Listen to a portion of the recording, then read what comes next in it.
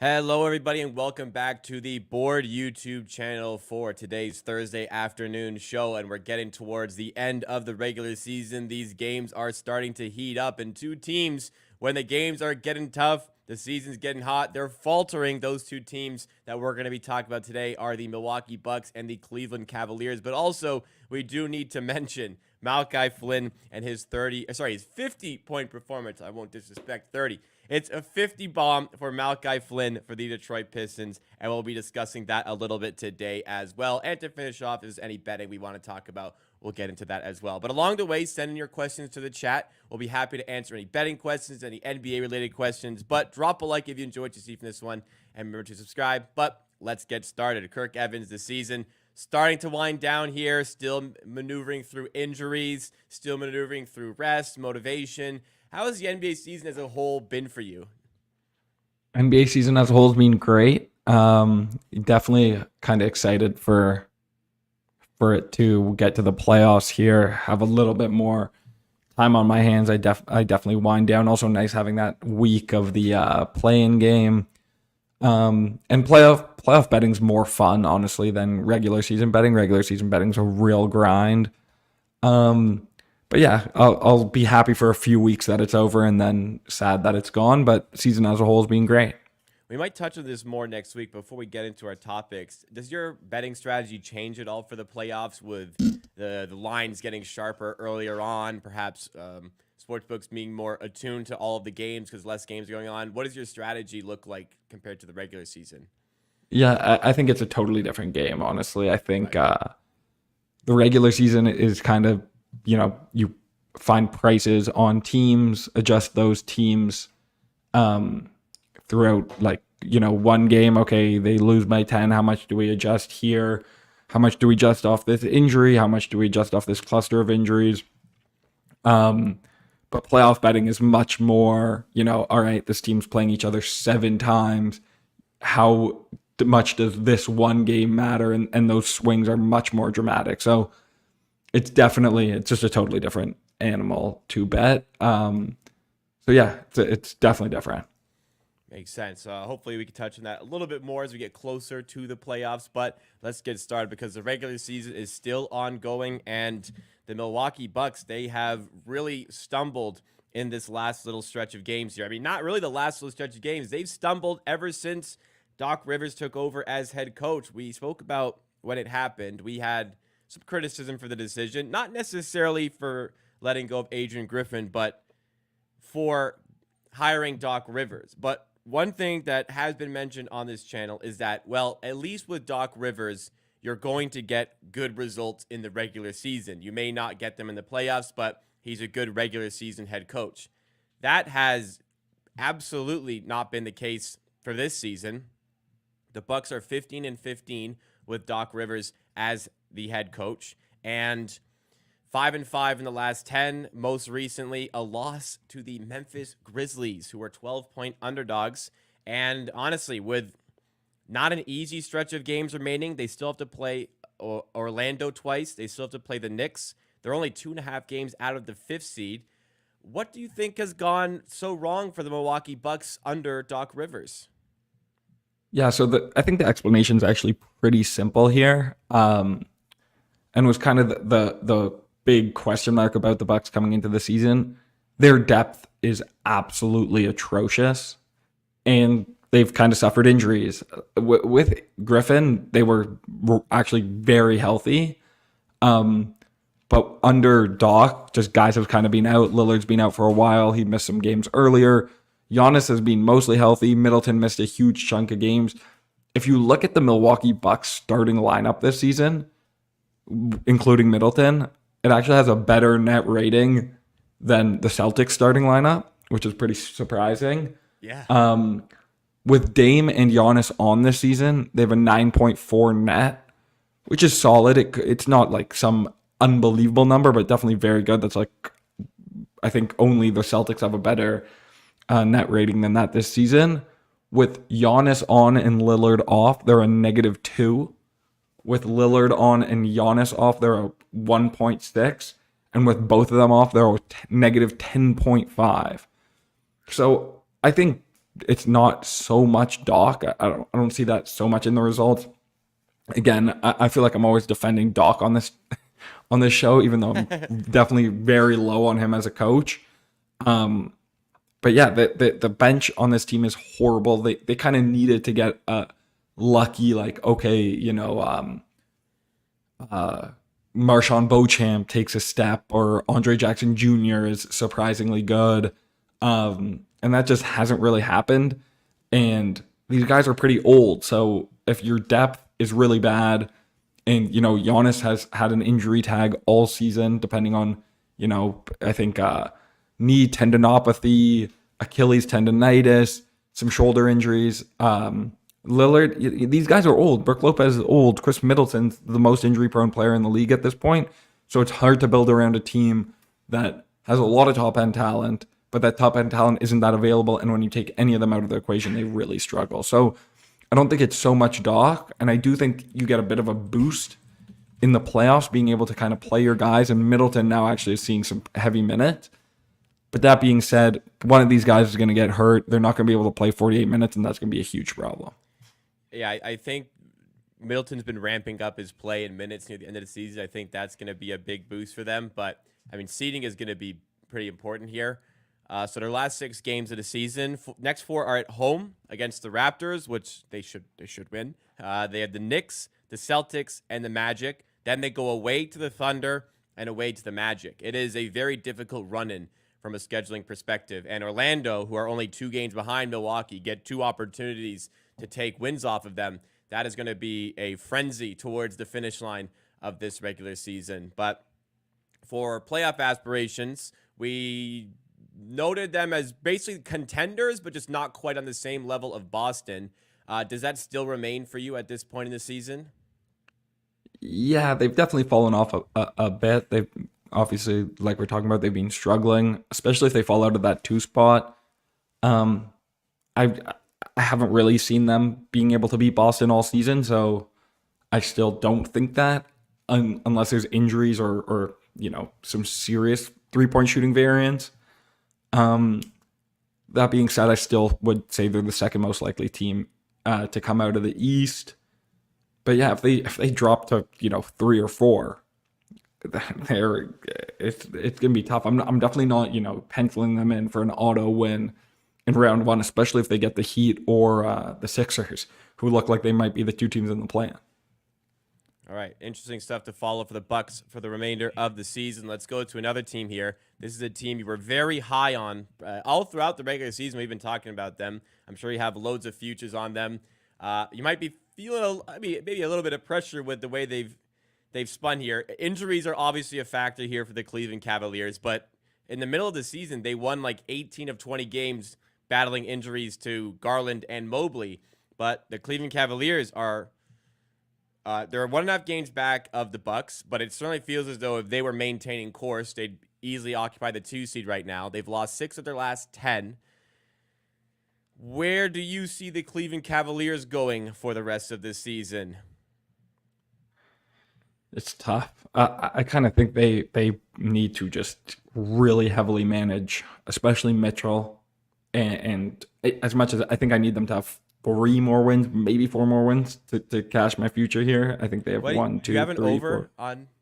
I have over 48.5, and I think some over 49.5. So it's definitely dicey. I've got on the preseason show, I took their under 50.5. So that's looking we could both win. Pretty good at this point. They have 5 games left. They'd have to win all 5 for me not to win that bet. But anyways, back to what you were mentioning. They've been the most injured team in the league this year. I think out of anyone who's serious, like Memphis is probably number 1. I guess Sixers maybe just because of how long Joel's been out, but Mobley, Garland, and Mitchell have all suffered serious injuries, and Mitchell's just not right now. He's really struggling. He has that knee injury. Garland hasn't been the same since he came back from his jaw injury.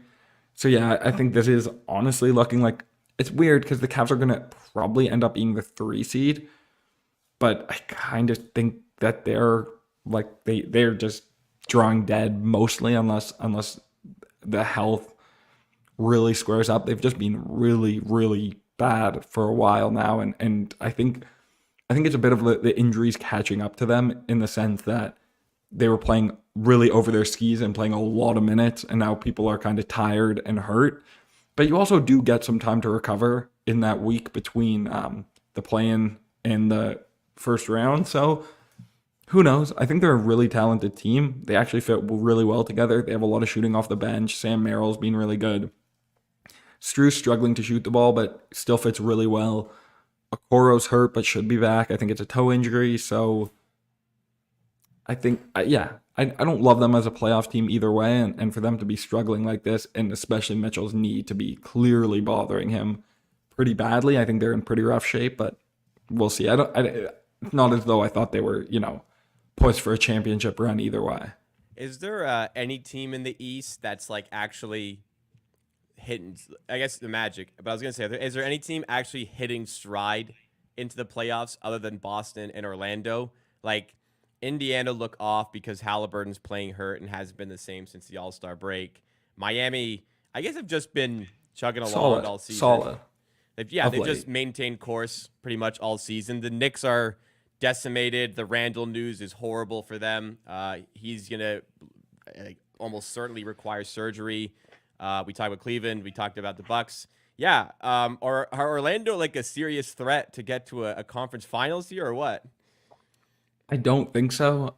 They're a team that really I do not think is built for the playoffs. I mean, neither do I. It's not impossible. Not a lot of competition here. I don't know. I'm interested to see how the Bucks price all these first round playoff series. It's really interesting. Like Philly, Boston, Philly, Milwaukee. Like, what's the price going to be there? That's interesting. I think Philly has a chance to go into the playoffs playing pretty well if Joel can get healthy. They have not been playing well. They have to be the 7 seed though. They cannot be the 8 seed. Yes, totally agree. Massive game tonight. Just an absolutely massive game tonight for them. It's going to be really hard for them to get to the 7 seed though. Like, yeah, I guess they have a chance. They need to win tonight. So yeah, I agree with you though. There are not, I think in both leagues, honestly, right now, Boston's kind of the only team that's playing well out of all the good teams. Like, if you want to list them out, Minnesota's been fine. They've been good. That's fair, but also still no Cat. OKC's been good, but then just got blown out or lost 2 straight because Shea and J-Dub are hurt. Denver's been fine, but Murray's hurt and the injury's a bit sketchy. Clippers are a disaster. The Mavs have really been rolling of late. Pels, Ingram hurt, Zion hurt. Yeah. So a lot of teams struggling. Sacramento's really struggling. The good teams in the league right now just the Lakers and Warriors are winning games now. That's it. But they're the 9-10 and they can't both make the playoffs very likely. No, I think they both can't. They both, unless the Lakers. Well, no, they both jump can't. Sacramento, which they can. They're only a game back of them now, but. Yeah, of course, they're 9-10. They can't both get in the playoffs. Yeah, but it's possible neither of them get in the playoffs there. Damn. Yeah, I guess the injury bug is really hitting teams. Is it? I don't know. I was trying to, is this just strange coincidence? Is this too many guys trying to play their 65 games? Because, for Halliburton, that's definitely what it is. He's trying to get to 65 games. But for other players, is this playing a factor? I think there's probably a lot of, if any guy has any injury right now, they're resting. Like, I think Shea and J-Dub probably could be playing. I think that, who else is there? Lillard, I think probably could be playing if he needed to. So I think a lot of it is mostly just rest. Ingram and Zion. Ingram's pretty seriously hurt. Zion got hurt last night. I think he should be fine. Like, the injuries aren't great, but since none of them are too serious, it seems fine because a lot of them should be back for game 1 of the playoffs. The only guys who are really up there questionable would be Ingram. Obviously, Randall's done. So yeah, I think players have played way too much this year. I've been saying that all season. But I think right now, most of it is just really ramping down so you could start ramping up for the playoffs. Right. But I mean, for a lot of teams, you gotta get there still. That's just the big thing, and seeding is gonna matter. But yeah, I guess for a lot of teams, they're just thinking get in and give yourself the best team possible once you get there and worry about it Yeah, later. I think teams have wildly underrated seeding for years now, and I think they I still are. Like, wholeheartedly agree. I don't know what the injury was for OKC. Like, I don't know if Shea re-aggravated it or Jalen Williams hurt his ankle, but neither of them played these games. Shea came back, played against New York, and then missed these 2 games. They lost both of them, and now they're pretty much out of the 1 seed. It's a much harder road to win 4 times in Denver. Like, OKC should be trying to get to the finals right here. So I don't know. It's a bit of a weird one. To be fair, OKC hasn't really rested anyone all year, so maybe they are hurt, but definitely strange. Yeah, I think teams really underrate seeding. And what made it worse was just weird things can happen. Look, the 8 seed Miami Heat got to the NBA Finals last year.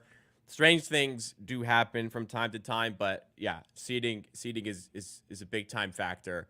And I don't know why. Like, the Clippers for years have been the same case of just get into playoffs, we'll figure it out. And every year they don't figure it out. This year they seem more equipped than normal, but they're still only the 4 seed here, though they have done everything possible, it seems, this year. So maybe they're starting to catch up with the notion that, yes, seeding is something that matters. Home court's massive. Like, it just home court is very important.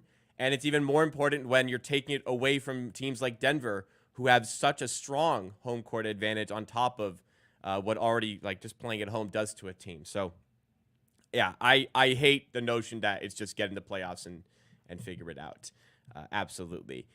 Let's shift over to the other side of the standings, near the bottom, where we had one of maybe the most outlier single game performance in NBA history. I was watching the Raptors, but followed this along because I could not believe what I was seeing. I saw Flynn was at like 27, and people were telling me, like, he might go for 40 tonight. Well, how about 50 points for Malachi Flynn? 50 square on 18 of 25 shooting off the bench in a losing effort for the Detroit Pistons, but 50 of his team's 113 points. As a Raptors fan, watching a former Raptor do this on the same day that the Raptors suffer their worst loss in franchise history, it's got to sting a little bit. You mentioned you watched the performance. Any comments that you can give on Malachi Flynn's historic night? Yeah, I've been really low on Malachi Flynn his whole career. So good for him. I don't read too much from it. He had a lot of jump shots, shot really well. Had some really nice straight line drives as well. To be fair to him, yeah, maybe we've got a Flynn sanity on our hands. But yeah, I wouldn't read. I think the biggest thing to read from it is low level NBA players are still really unbelievably good at basketball, and late season NBA can get really weird. So I wouldn't read too much into this if I was Detroit. I don't think Malachi Flynn is the guy going forward, but it was a really impressive performance. There's absolutely no doubt about that. I did not think he had that in him. I think least points per game average for a player to score 50 in NBA history. Correct. So he averaged 5.4 points per game going into that game. The holder at the time of that record was Terrence Ross, who averaged 7.4 before putting up 52, I think it was, for the Raptors out of nowhere. RW fan says, trade Cunningham, trade Ivy, trade Duren, build around Flynn, hashtag rebuild over. Yeah, for Malachi Flynn, I was high on Malachi out of college. I was high on him going into his first season. He actually had a pretty good run near the end of that Tampa season, his rookie season, which led me to be optimistic going into his second season. But the optimism quickly faded. I don't think Malachi Flynn is very good. He's been discarded by 2 teams already this season, and he's ended up on the worst team in the NBA, where he still wasn't getting consistent minutes all the time. Then he drops 50 out of nowhere. I honestly would have thought that there was a possibility that this was Malachi Flynn's final season in his NBA career. I was a bit shocked when the Raptors gave him his 4th year at the start of his 3rd year without having any reason to give it to him. That's the reason he's still in the NBA at this point, potentially. And he might have been fizzling out, honestly. Like, the Raptors dumped you, then they sucked. The Knicks dumped you, and they've been decimated by injuries. And now Detroit, like, you can't fall any lower than this. But I definitely think a 50-point game might just. I think a 50-point game gives you at least a training camp deal. At the absolute minimum, you're in training totally camp. agree. I think he's probably got. I think honestly, last night probably got him another year in the NBA. It's just tough. It's tough being a small guard who's just not. He put up 50, but he's just not that good offensively. He just doesn't really have that much of a fit in the NBA. But he's fine as like a 13th guy who can play backup point guard if your starter's hurt. Like, yeah, he can do that, but he's just like doesn't have many like standout NBA skills. Like, he's just he can kind of shoot. His form is really good. He's one of the worst shooters for a guy whose form is so excellent. Looks good. It looks good when he shoots. There's no doubt. But he's very inconsistent on threes. Playmaking doesn't create really advantages. Size wise, like he can't get to the rim. He can't score at the rim. He's not great without the ball in his hands, which like he needs to be great without the ball in his hands. And defensively, he's a liability. But he scored 50 in an NBA game. There's, I think, like less than 150 people who have ever done that. But yeah, welcome to the 2024 NBA.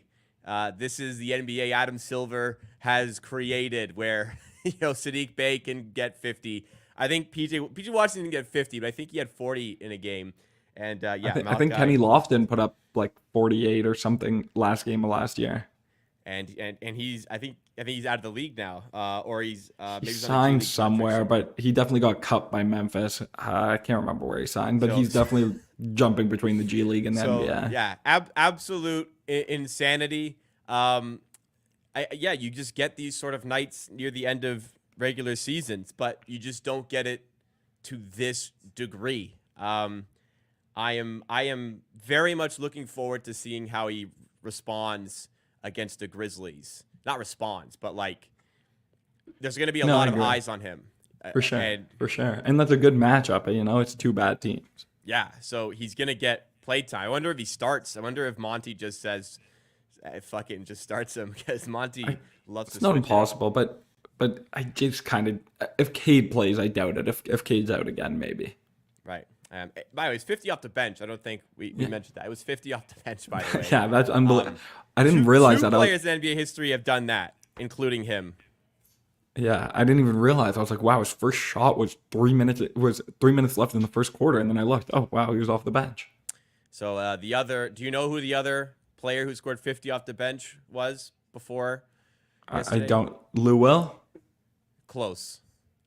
Jamal Crawford? Jamal Crawford. So an elite tier of bench players, Malachi Flynn and now Jamal Crawford. Oh boy. Looking forward to his next game. All right. We've kind of mowed through these topics today, but let's get to any betting for tonight. 5 games on the slate. Possibility of discussing futures, but yes, last week we had a pretty small slate as well. Anything that you have for today, for tonight, for the future that you maybe want to give out here? Yeah, I've got a couple futures and then one prop for tonight. Awesome. Prop, I'll go Jonathan Kuminga under 24.5 PRA. Looks like we've got a bit above minus 110s across the board. Yeah, so looking through BetStamp here, easily you can find the best number available. Widely available options. Caesars, we can get under 24.5, we can get minus 108. Betway has minus 25.5, minus 120, which has been actually projected to be a little bit better. But you get minus 110 at 365, minus 111 at FanDuel, minus 105 at BetMGM. So plenty of opportunity to get good numbers out here. Let's take the Caesars number, because that's one that pretty much anybody should be able to get, and it's not just scoring the best in market there. So we'll go Jonathan Kuminga under 24.5 PRA, available at Caesars for minus 108. That is the play for today. Yeah, I think pretty confident if he plays, he's coming off the bench, which I really like Jonathan Kuminga. Doesn't seem like Kurd likes him as much. They just have a lot of guys off the bench on this Warriors team, so it's really easy to get lost if you don't close. So I think the minutes downside is pretty low. Also coming off a knee injury, so I don't know if they're going to want to run him too much. It's the front end of a back-to-back. Pretty tough matchup for him as well against Houston. So yeah, I lean under here. Yeah, he's coming back from injury, and the Warriors have been rolling lately. So, with Kerr not particularly loving Jonathan Kuminga, there is a lot of reason for him not to want to give him too many minutes today. So I can easily see the handicap for the PRA. Jonathan Kuminga on 24.5. All right, what else do we got?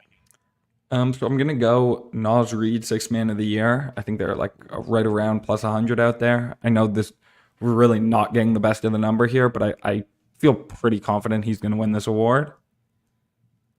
And then I'm gonna go Kobe White, most improved player. Okay. Dipping into the awards markets. I like it. I like going into the awards near the end of the season here.